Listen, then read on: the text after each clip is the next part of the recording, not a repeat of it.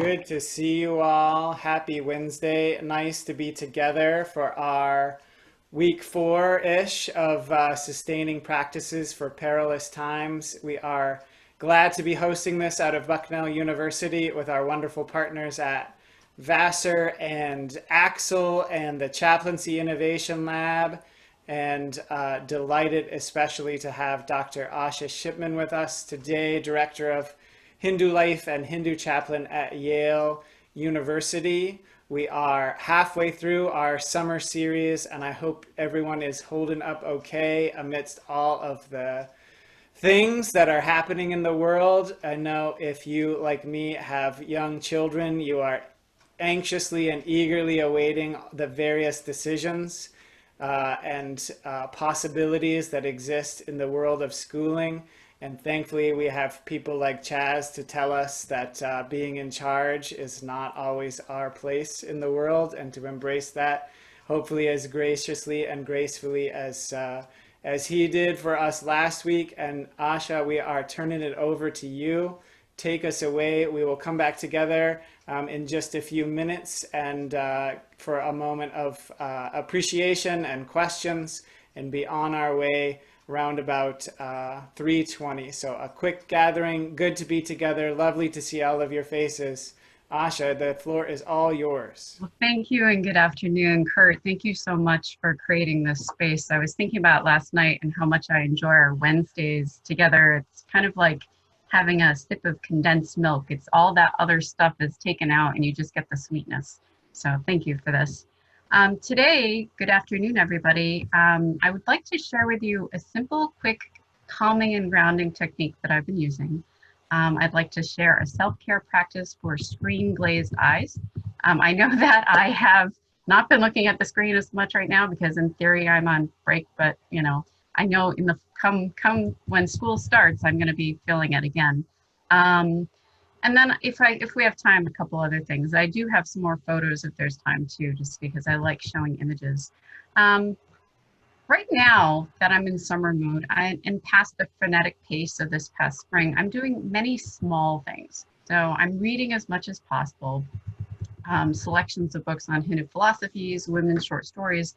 I'm also reading this book. It's called Breath, and it's by James Nestor, and it is The New Science of a Lost Art. And I really highly recommend this book. And I'll tell you why in a little bit. But I just take a note of that book because you might find it useful for yourself too. I'm also trying to incorporate playfulness in my life, and my kids are leading this. I have two sons who are 10 and a half and 12 and a half, and I will say in the spring I had very little playfulness because I was just under siege, it felt like. But we have been doing a lot of laughing, and we've also been playing a lot of Catopoly, which is Monopoly but with cats. So if you have kids who like cats or if you like cats, I love this game. So I'm also able to get a little more exercise in, even though this is not a time when I'd be comfortable going to the gym. Now I feel like it's safe enough to walk outside beyond my complex, so that's kind of nice. And then I also have the privilege of having a little garden, container garden on my deck, but also a garden around my condo. And if I have time, I'll show you some adventures of growing cucumbers. So, but if I go back to March and April and May, and that excruciatingly hectic time, I recall feeling crushed by uncertainty and loss and feeling such a deep empathy for all the suffering. And all of that combined with figuring out how to homeschool my children and negotiating space in a condo, which was a challenge. And my toolbox of useful self-sustaining practices were not really helpful. But I did two things that significantly improved my life. Just before we were ordered to shelter in place, I drove out to Ocean State Job Lot and I bought rooted plants. So I brought echinacea plants, coneflowers, and astilbe. And I potted them up and I heaved our kitchen table back and to make some space by the sliding glass door where we got some sunlight, and I set them out. And I also planted seeds. And so I could see something happening that was outside of all the politics and all the social issues and all the mayhem. I was looking forward to seeing something grow, seeing that I could actually nourish something with my own hands, and that kind of allowing me to see that there is life, there's hope beyond all of this craziness. And gardening for me has always been a very soul nourishing practice. So also at about that same time, like a sunbeam into my email inbox in mid-March, came an invitation to do a Zoom-based Pranayama course. And Pranayama is yogic breathing. And this breathing course that I took provided me with the ability to withstand this pace of life and the times when I could barely breathe because of all the horror and all the pain I was witness to. Um, and it also helped me confirm that I hadn't contracted the virus, because one of the symptoms is not being able to take deep breaths. So it was like soothing on both the psychological and the physical and the emotional. It's like, or all three. Um, and again, the plants. So it's combined with the breathing. I had the plants to help me give proof that there's newness and hope in the world. And then the breathing exercises were deeply sustaining. So breathing exercises, pranayama, are one of the 8 limbs of yoga. The goals of yoga include being able to stabilize, render tranquil, and then expand the mind to relax. And then to open up the channels in the body, so the nervous system, circulatory systems, and to increase the level of life energy in the body and direct its movement. So it's a fact that being online strains the eyes, but there's also Zoom apnea. There are people who stall their breath when they're on Zoom. They're not breathing properly, and we don't even notice it. But if you're feeling a little dizzy and depleted after a call on Zoom, you might think about whether you're breathing when you're on there. So a simple way to counter the effect is to do some breathing exercises. And there are many kinds of techniques stemming from different cultures. As I mentioned, I just finished reading James Nestor's book. He takes a very scientific deep dive into how modern humans breathe and why we don't do it well. And he offers techniques as to how to remedy. And I highly encourage you to check out the book, because even at the back of the book, there's some great exercises on different breathing techniques from all different cultures and religions. So I'd like to guide you through one, which I feel has been extremely helpful for me, and it is super, super easy. So first I want you to, if you want to follow along, you can. If you want to just watch, perfectly fine, whatever you're comfortable with. But so what I'd like you to do is you take your palms and you place them right on your rib cage. So right up here, okay? And just feel the motion of the rib cage. Get comfortable and just breathe. And feel the motion of the rib cage as you're breathing in and out. Okay. And yogic breathing has a process. Okay. So imagine the breath moving from down your nose into the trachea and into your lungs. Visualize the lungs expanding as you inhale. They're filling up with air. And remember that your lungs are 3-dimensional. So feel as you're breathing, the air is filling up the fronts of your lungs, the sides and the backs of your lungs. And some people like to lie down on the floor when they do this, because they can really feel the lung expansion in the back. Okay, and so visualize the breath is moving into the lungs. Okay, do this a few times. Feel the lungs expand as you inhale. Try to breathe only through your nose.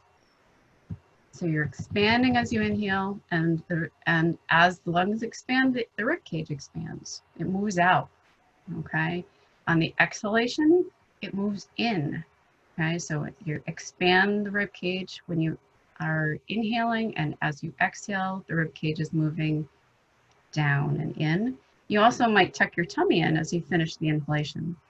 Breathing becomes more active this way. And you can actually lose weight with some breathing techniques because you're moving muscles so rigorously. But as for now, we're not thinking about weight loss, we're thinking about relaxing. Maybe looking for a reboot, perhaps after some exasperating thing. And you just want to breathe in and out properly with the rib cage expanding and contracting. Now, try to pace your breathing. Try to breathe in for 5 to 6 seconds and breathe out for 5 to 6 seconds. So usually a second count is 1 and 2 and 3 and 4 and 5 and 6. 1 and 2 and 3 and 4 and 5 and 6. So you can take that pace with you. You can keep your eyes closed. You can have them open, but whatever you do, just soften the face if you can as you're doing this breathing technique of in 5 to 6 seconds and out 5 to 6 seconds. And as you're breathing, think of it as a circle because your breath is not stopping. Okay, there are breathing techniques where there are pauses, but in this case, it's not asking you to do that. You can if that's more comfortable. You can add a pause between the inhalation and the exhalation, and you can add a pause between that exhalation and the inhalation. Okay, so continue to do that. I'm just going to talk with you for a little bit. If you read James Nestor's book, you'll learn about many different techniques, and I've tried many of them in the past, and they all do very different things. But this is what's working for me right now, and I think it's because it is so doable in every moment. You can be at the grocery store, and for some of us, shopping is really stressful right now. And you can just pause and you can say, okay, I'm going to take some deep breaths. I'll pretend to look at my list and I'm just going to recenter myself. We're all in spaces that are familiar yet unfamiliar. We are unfamiliar to ourselves as we're wearing masks. So we're feeling a little bit like aliens sometimes in landscapes that are a little more alien. So this kind of breathing technique is really helpful because it's quick, it's short, and you can do it really at any time. So the other thing I'd like to do is it's a little past 3, and if on a regular day, you may have been online for 6 hours by now, and your eyes may really hurt. And I know mine do. At the end of the day, this spring, every day I felt like my eyeballs were going to just pop out of my head. They hurt so badly, and it was really my eye muscles. So you can remain with with the breathing, but stay seated comfortably. If you have glasses on, you might want to set them aside. And then this set of exercises is to help with your eye muscles. So what we want to do first is we want to rub our hands together and generate some heat. And then we're going to cup the palms over our eyes and just try to relax the muscles. Nice steady breathing. Okay, and if your palms are really hot, you can just cup them. If your palms don't get hot enough, you can also just gently press the heels of your palms against your eyes. Whatever works. And so we're offering some nourishment to these muscles that are helping us navigate our days. Okay, so continue to breathe gently and take your palms away from your face. We're going to do some very light yogic eye exercises and with the eyes open. Now I can do this with my eyes closed, and so you can do it too. I think I'm going to keep my eyes open today. We're only going to do a few repetitions. If you feel a strain, stop, rub your hands together, and cup the eyes. Okay. Do not do anything that strains the eye. You can listen for now, try it later, whatever's comfortable. So the first exercise is a side to side, and it's moving the eyes. So you would hold your head steady, and you move the eyes from left to right and back. And we do this 5 times. So it's left, right, back, okay? So it's 5 times. So 1, 2, 3, 4, 5. And then rub your hands together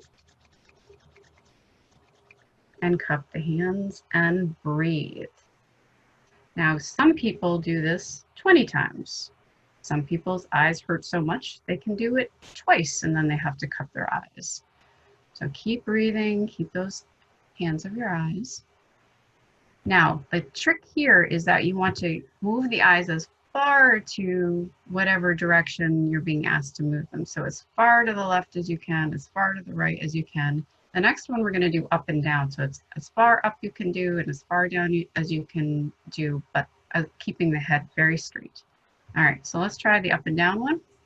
Again, I'm only doing 5 because I don't know know how strained your eyes are. So we're going to hold the head steady. We're going to move the eyes up and down, and we'll do 5. So we'll start with up. So up 1, down, up 2, down, up 3, down, up 4, down, up 5, down, and then rub your hands together and give your eyes some heat therapy. And remember to breathe. Breathe, breathe, breathe.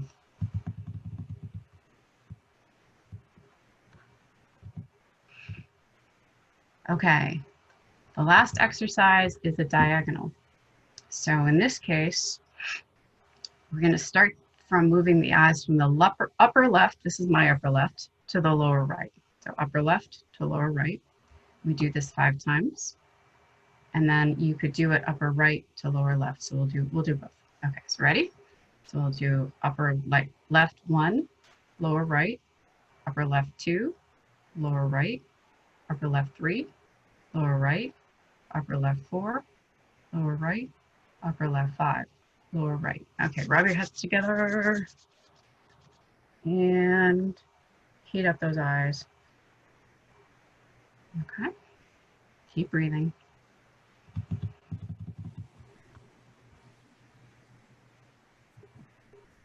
One more breath, and then we'll do upper right to lower left. Okay. Okay, upper right to lower left. Ready? Okay, upper right 1, lower left. Upper right 2, lower left. Upper right 3, lower left. Upper right 4, lower left. Upper right 5, lower left. And then we're going to rub again. This is the last one. And cup the eyes. And keep breathing.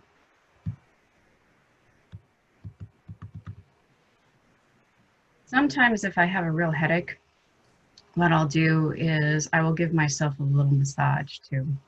So what I might do is I take my middle fingers, my 3 fingers, and I might move them onto my eyebrows, and I might move up towards the top of the head and down and up and down and up and down. And there are lots of ways that we can ease these muscles around our eyes. If you find the end of your eyebrows, the outer edges, then there's a little divot right by your eyes that can sometimes get really, really cramped.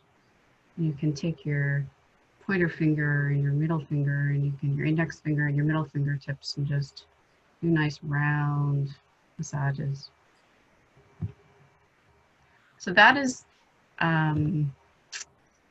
a way to just quickly give yourself a little bit of self-care in this Zooming era, to do some breathing, and then to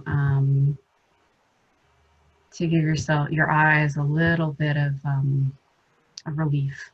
Okay, you can move your fingers all the way around if you want to. It's 3:20, so I will stop here. And I hope that this is something that you can imagine incorporating.